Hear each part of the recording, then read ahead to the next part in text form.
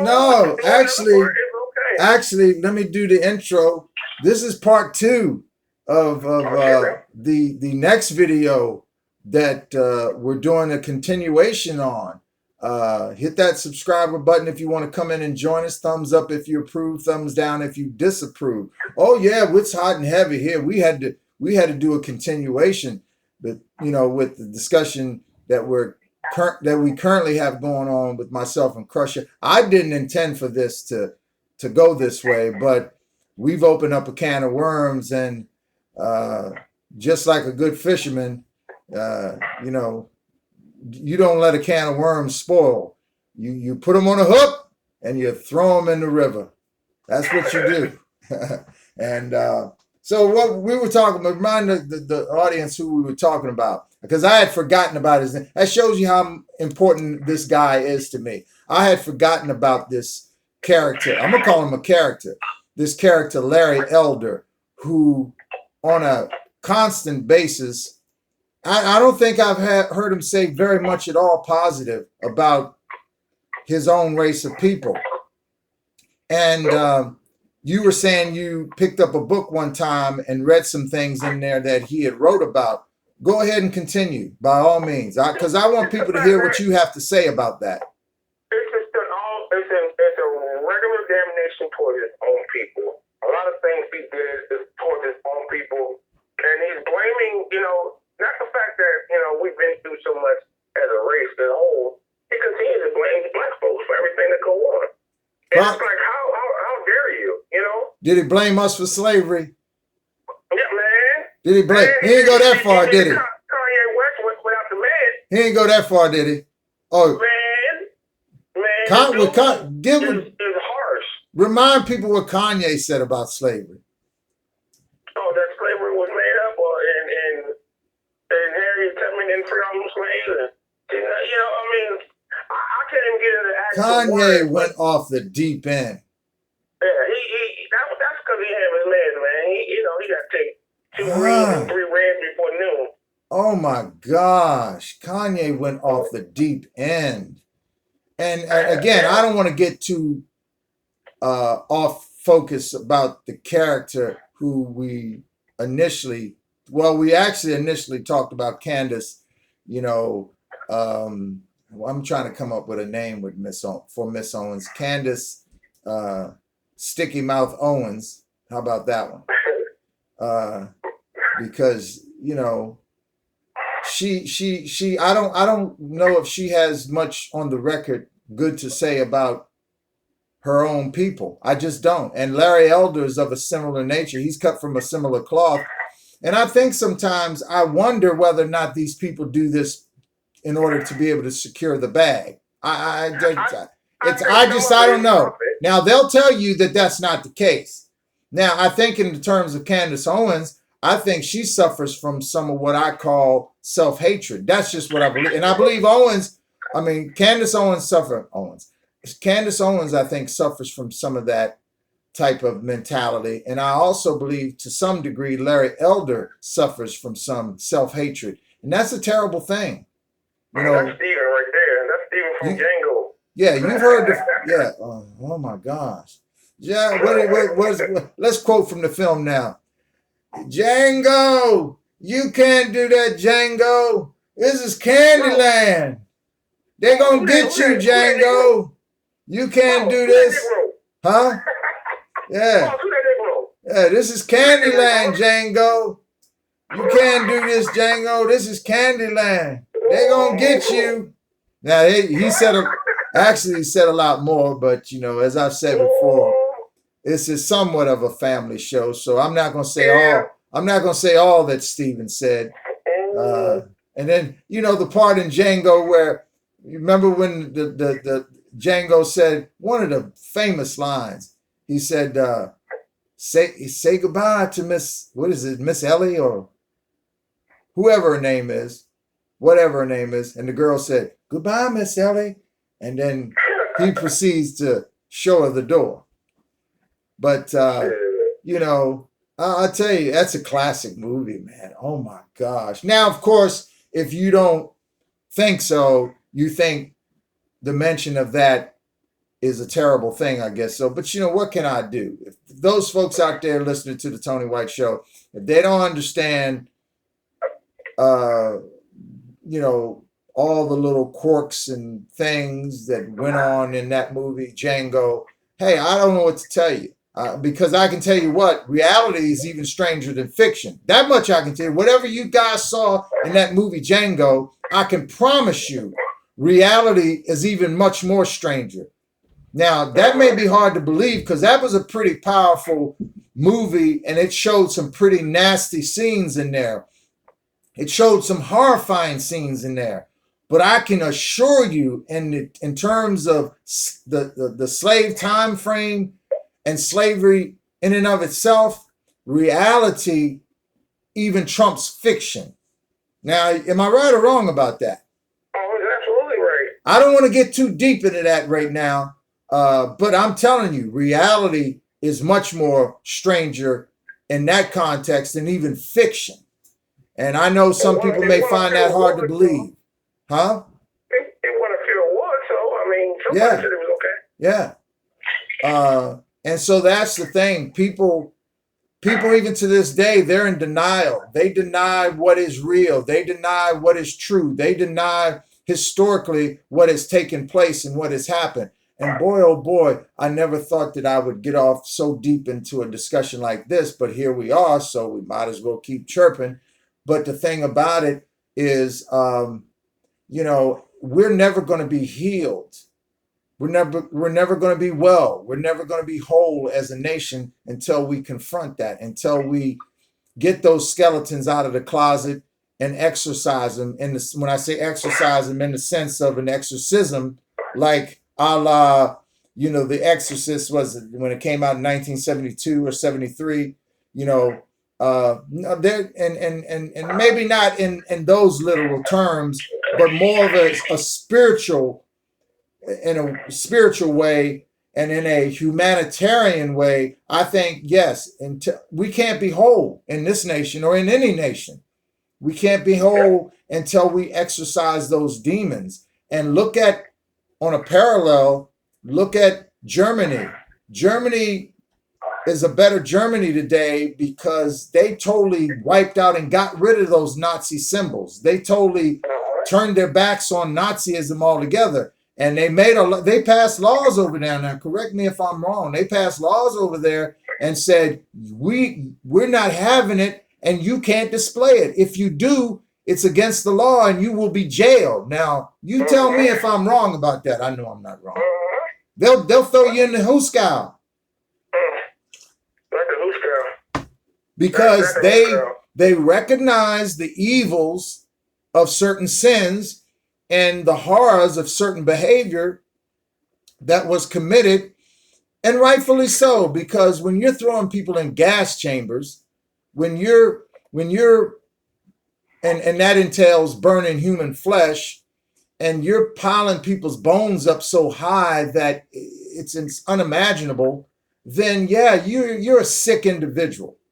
And I don't mean sick and giving anybody a pass like, you know, they're sick, so get them some help or send them down to the sick hospital, and after 60 days they can go. No, that's not what I'm talking about. And that's definitely not what I'm referring to. No, you're sick in terms of evil. You're sick in terms of diabolical. And yeah, you need some treatment, all right, but it ain't at the hospital. And I think because of our history that has happened here, I think, yeah, some people are in need of some attention in terms of getting well, but they first need to acknowledge that their sins were done. Now, of course, people always throw up the thing that, well, they're all gone. They're all gone. Well, okay, so they're all gone. But the memory of it lives on. And you know how I know? Because people keep it going, because they're the offspring and the offshoots and whatnot, and they have had no problem in keeping those isms alive. And the proof is all around us, so we don't even have to have that debate. Anybody who tries to have it is a fool. because if you or to try to deny it, you can have the debate, but try to deny it and deny that it does still exist, and deny that those behaviors and those traits are still with us. You can deny it, but it's foolhardy to do so. Right. So Right. that's what I'm saying, and that's why I say we need a spiritual awakening. We need a healing. We need to exercise and have an exorcism of these demons. Because yes, anytime you throw people into gulags and you burn human flesh, you're infected with a demon, a demonic spirit. All right? Now, they can debate all day long. I'm putting the debate aside, because let me tell you something. You talk to somebody else, you ain't never going to convince me that it's a different way. So talk to somebody else. When you put people in camps and you enslave them and you cut feet off, and you cut people's feet off because they tried to run away, when you do all kinds of manner of other things, of which I'm not going to take the time to try to mention in detail all of it, but it's so horrific. We don't need to necessarily mention all the details of it. Just trust me when I tell you that it was horrific, and a lot of it, I dare say, a lot of people don't even know, or some may not even care to know. Then I say, yes, you need some demons exercise. You need to get rid of this horror, this filth, this stench. And not to do so, not to acknowledge the behavior traits and the behavior in and of itself, it's no wonder why it can't be stomped out. It's no wonder why it hasn't gone away, because you failed to acknowledge it. You failed to atone for it. And that's just the way I see it. And I think we can learn some lessons from what they've done over there in Germany. And I've talked a lot, but go ahead and tell me what you think about that. No, I mean, he said it like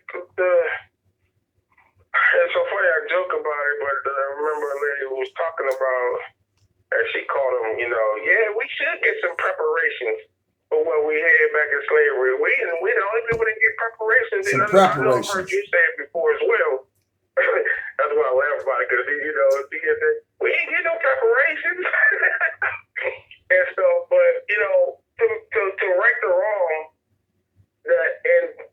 it's funny because you'll bring it up nowadays, and there's very few people that will really want to listen, because they really don't believe that time frame should be in 2020 or 2021. Yeah. But they, as of, and I'm trying to get this right, I hate to say it, I think it was back in 2016, the State Department actually had given or began paying out reparations from Holocaust survivors in their hands, even back as far as 2016 still. Yeah.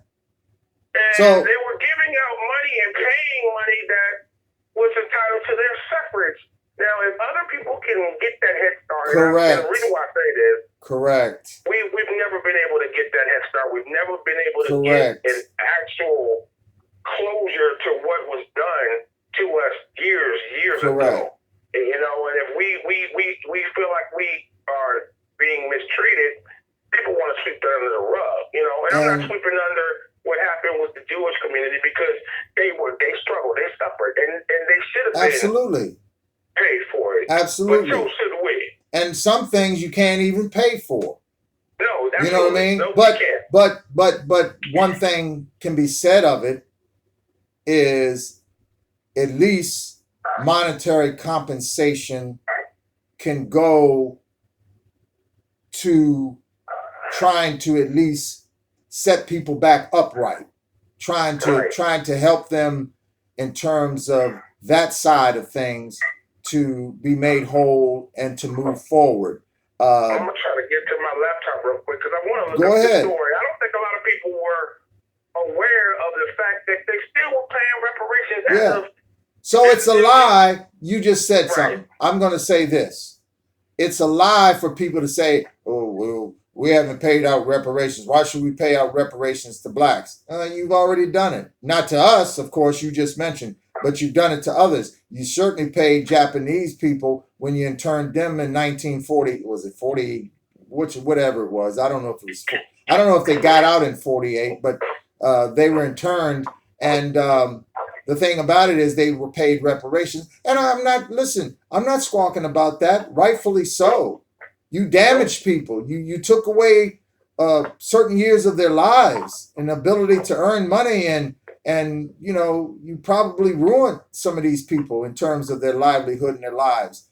Yeah, they should be compensated, but so too should be all the thousands and thousands and probably hundreds of thousands, dude. Probably into the hundreds of thousands. Blacks that were done a certain way.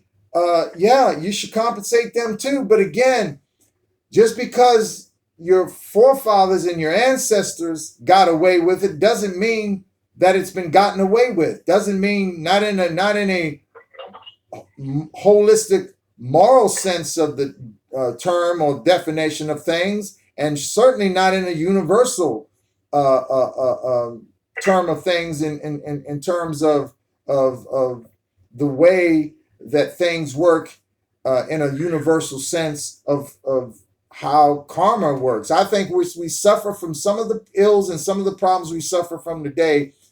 You can directly attribute it back to what took place in those years where people were held captive. And it's as a result of the sins that were committed. And again, you and I talk off air. If you don't believe it, just open up the pages of your nearest good book and then see what that says about it. See what it says about the sins that are committed and about what happens in terms of what is owed.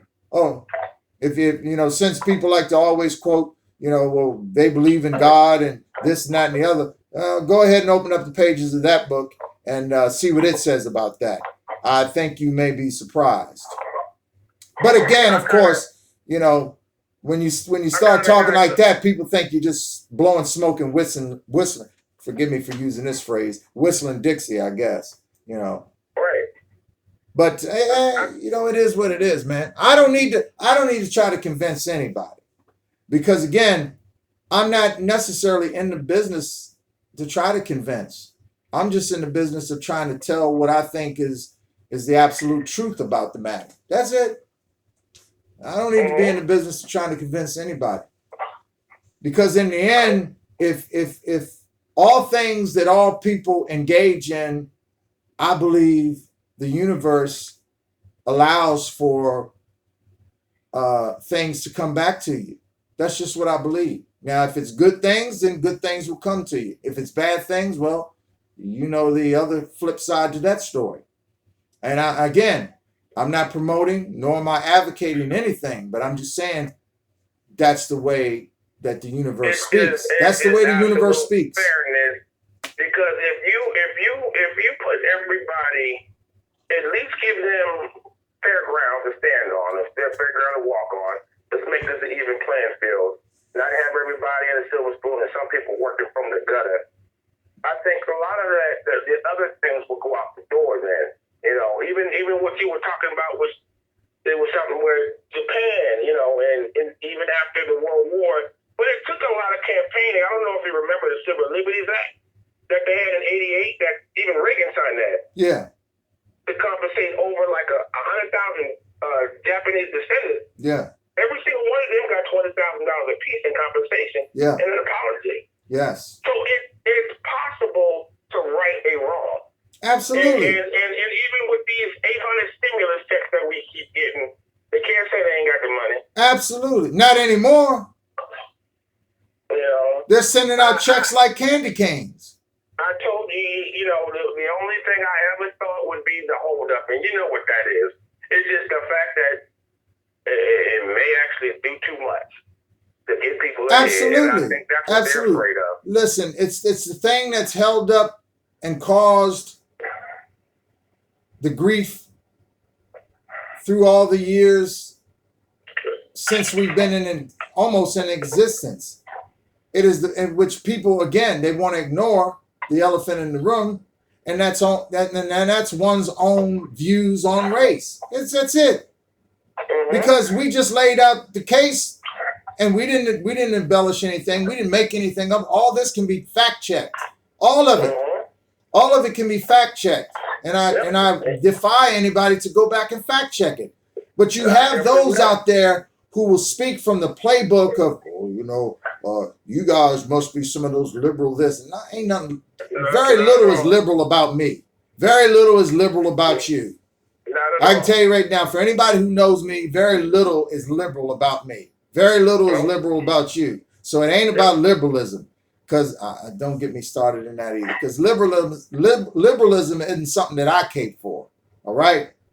But I got to tell the truth in terms of the things that has happened and the things that have taken place. No, it comes down to simply doing what's right. It comes down to history that I got to believe that some people wish like hell they could erase, but it can't be erased. And I don't care how many lies you tell about it. I don't care how many ways you try to deflect, because people do those two things and even more. It's not going to take away the fact of what's been done. And it's certainly not going to take away the fact that you just laid out some things. I just laid out some things that said, don't tell me the reparations, can't be paid, because you've already done so. You've already done so. You just haven't done it to your black citizens that reside within, these United States of America. You just haven't done it unto them. You've done it unto others.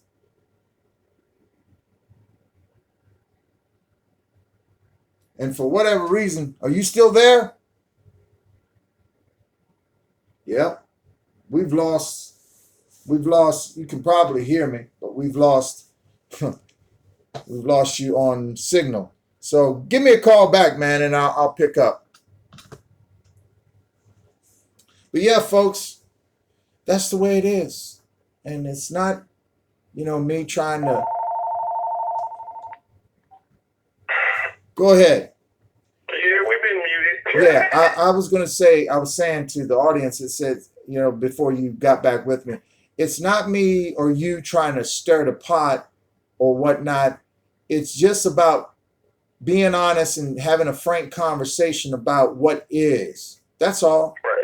And I can tell you as well as me, we both the most open-minded people. We can sit down and have an open-minded conversation. Absolutely. If anybody wanted to have it. Absolutely. But some people get triggered, dude. Listen, I had a recent conversation with an individual because someone made a statement. And they got triggered. They got triggered to the point where I was using reasoning with them, and I, put that out there. They were so stone-minded and so stone cold, and even the reception of it, that they couldn't even hear. Their ears were like they had wax in them. They couldn't even hear what I said. And I knew this by the response. I knew this by the response. So no matter what I said, it was always going to be blocked like a fist. Like if I had my ears covered up with my two fists, because they are so hardened of heart that they aren't willing to examine or listen to anything involving trying to make right the wrongs that were done to black folks. And I got to be specific about that. Black folks. So that tells me you suffer from that which I say you suffer from. You're infected with the disease that I say you're infected with. Now, you can get mad all day long if you want to. I'm telling you right now, you're infected and you suffer from it. But that's your problem, not mine.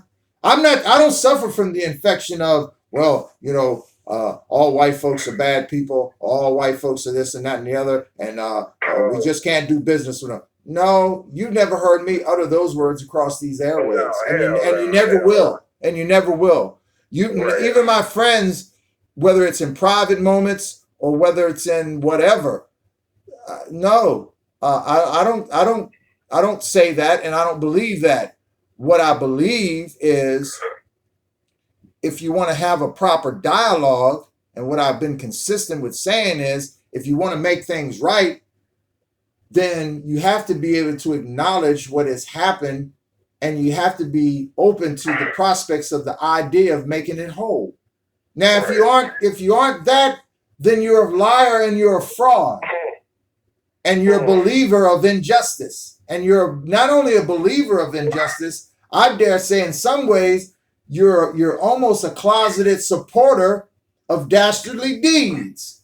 And that, to me, is something I would never want to be a part of. And I know people may say, "Oh, I'm not a supporter of dastardly deeds." Well, if you keep silent, in a sense, you're quasi co-signing on it. Complacency right there. Yeah, complacency. Yeah. Yeah. So, I mean, isn't that how things got out of joint and out of whack over there in Germany many years ago? How many people over there kept silent? Oh, quite a bit. How many people knew that those innocent and unfortunate Jewish people were being burnt in gas chambers, and they said nothing? So don't tell me that complicity is a good thing. It certainly isn't. You can't be complicit. Yeah. And if you sit back and say nothing, you might as well say you're complicit. You might as well be complicit. I mean, maybe I've missed something here, but I don't think so. I think that he was smart too, and I don't even. Well, yeah, I can make that same judgment that the former president that just left out of here played on people's emotions and played on promises. Absolutely. Because that's the same thing Hitler did. Absolutely. That new Hitler did now is make promises about certain things, and certain people were getting more advantages than them. Absolutely. So that's what they played on now. Absolutely. And then cry foul when you call them on it. And then turn around and the new trick in this day and age, if you point out what we've been pointing out for the last umpteen minutes, they'll say you're racist. Tell me how ass backwards that is. Tell me how ass backwards that is. Because that's what a little kid does. Correct. You do it too. You Yeah. know what I'm saying? That's not. Or you're one too. That's what people they used to do that on the schoolyard, didn't they? Yeah. You did it too. Takes one to know one. Too, and all that. Yeah. But I had the fortunate time to spend with one of my old coworkers who was German, okay, and lived in Germany. He went through the bombings of Germany. He lived through all that, and he told me a lot of different stories of how Hitler had promised everybody jobs, promised them what's the damn car they got over there that they were building? Is it Volkswagen? Yeah. It was Volkswagen. Yeah. And promised everybody a new hope because poverty was so high over there. Yeah. And he was like, he went through being in the bunkers and getting bombed and all this other stuff, but he had a father who incorporated like Hitler was right and Hitler was saying the right things because they were hungry, they were starving, they were what's name. He said, as he got older, he learned those were the wrong things. He never subscribed to his dad's motivation, but at the time he could actually say the same thing. He understood what his dad was thinking at the time because he had to think about his own family and their lives. And if he spoke out against Hitler and the armies, that he wouldn't just put himself in danger; it would put his family in danger. Isn't that? That's a great thing to learn because that's two people dialoguing and understanding each other. Some people don't do anymore. Isn't that odd that he stated that if he spoke out against those things, that you would put yourself in harm or danger? And that's why I said what I said. When you have a group of individuals, more than just a group, it's a lot of people. They'll spout the viewpoint that if you point out racist things or call things racism, all right, and Maybe in some cases people do overuse that. I'm not going to say that that isn't possible. But for somebody to try to flip it on you, and they know daggone well that it's a flip, and then try to say that you're wrong, then that's almost of a similar nature. You're trying to silence people for speaking out against bad behavior or evil behavior. You're coming dangerously close to being similar to people with those type of viewpoints who you found over there. And I know people get triggered by that. You're trying to accuse me of being like those people in Germany. Hell, no, I'm not. I'm just saying it's eerily similar if you don't watch it. You've accused yourself by what you say out your daggone mouth. You've accused yourself. No, Tony don't have to accuse you. You just keep talking and you'll accuse yourself. That's all. See, I'm smart enough. I don't even have to play that trick with you. I'll just say, keep talking. And you'll accuse yourself. Yeah. But, it's just amazing. And you were literally talking to a person who had a, point of view from that area over there in that country of Germany, who told his perspective. I don't know how much. He's a great individual. Like, you know what I mean? Yeah. He's not no NSD. And he certainly wasn't deflecting, was he? He wasn't deflecting, and he wasn't trying to promote some sort of ideological idea that was, different from what should have been told and talked about. He wasn't trying to take the sides of those Nazis. See, because there's a word for that or a phrase for that. You can become a sympathizer. He, as I'm not trying to put words in your mouth, but surely you can tell me you didn't see any of that from him. He wasn't doing that. Nope, not at all. Not at all. It was neat. It was great to hear a history lesson and go through stuff, in a timeline, and how he could just remember things, and how he was so terrified of the bombs coming down and the things that were happening. Yeah. But at the same time, it was great to learn. But see, that's what a lot of people are not willing to do, is learn from each other. Absolutely. To learn and give people a chance to see both sides. And I'm saying on all sides. Absolutely. Even people that, maybe thought of as racist at one point. They can be converted. They can be converted if they want to. Yeah, exactly. The question is, do you want to? That's the question. Do you want to? That's right. Right. Do they want to? Now, if you're willing to sit down and we can break bread together, you might be surprised. Yeah. You might be surprised at what you see. Yeah. I know I'm not going to be surprised because I know who I am. I know who you are. Correct. But because I think there is a lot more race aside and all of that, I think there's a lot more commonality with the human experience than even what we want to admit or think. I really believe that. But when people see and they hear of things that are wrong and they don't acknowledge it, it just makes things a lot more worse, and it makes their argument, whatever it is they're trying to, say about it, it makes it almost to the point where people say, well, it's not legitimate because you're advocating for something that really can't be defended. Right. It'd be like someone of the Nazi side trying to defend their position. Who the hell tries to defend that? Who can defend it? Who can defend it? I want to know. Inquiring minds want to know. Who in the hell can defend that? You want to take a try at it? Go ahead. Who can defend it? But you have people in this. You have people in this modern age. They won't admit this because they can't, not publicly. But they're essentially trying to defend racist practices. What the hell? That's what they're essentially doing. They're trying to defend in a sly way, in a roundabout way, practices that were not good at all. And again, then they try to do the flip on you and say, well, for the fact is that you brought it up as racist. For the fact is that you say my behavior is sort of janky or questionable, that's racist. Oh, really? I just think that it's like someone telling, it's like a robbery suspect telling everybody else, don't y'all get away from me. You know, you're a damn robber too. Oh, really? But bruh, you got the bag coming out the bank.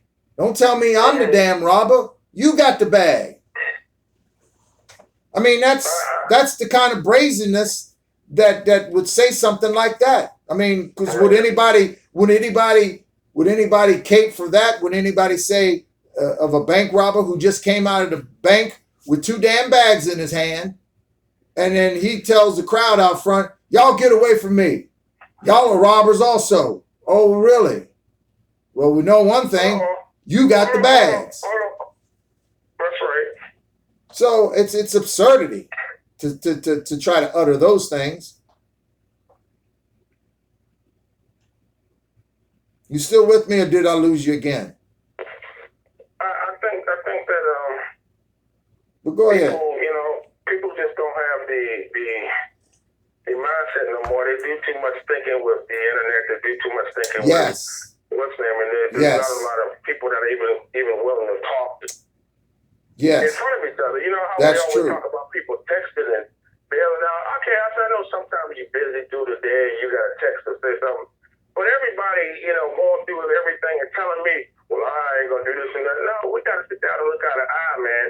That's how you know people's emotions. That's how you know how people Absolutely. are Absolutely. thinking.